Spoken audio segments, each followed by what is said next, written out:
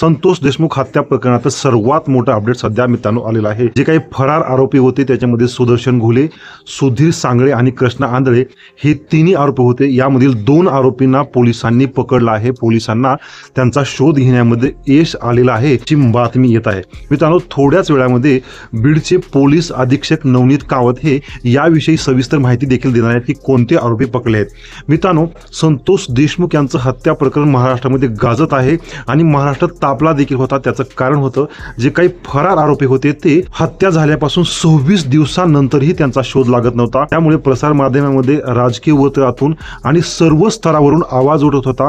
मस्साजोगमध्ये तेथील ग्रामस्थांनी जलसमाधी आंदोलन देखील केलं होतं। त्या आंदोलनामध्ये नवनीत कावत यांनी ग्वाही दिली होती की पुढील 10 दिवसांमध्ये किंवा 8 दिवसांमध्ये आम्ही फरार आरोपीला नक्कीच लवकरात लवकर शोधून काढू। मित्रांनो त्याच धर्तीवर या तीन फरार आरोपीपैकी सुदर्शन घुले सांगळे नावाचा आरोपी सापडलेली आहे। त्यामध्ये सुदर्शन घुले हा मुख्य आरोपी असून त्यानंच तो मुख्य आरोपी आहे अशी देखील माहिती प्रसार माध्यमाला देण्यात आलेली आहे।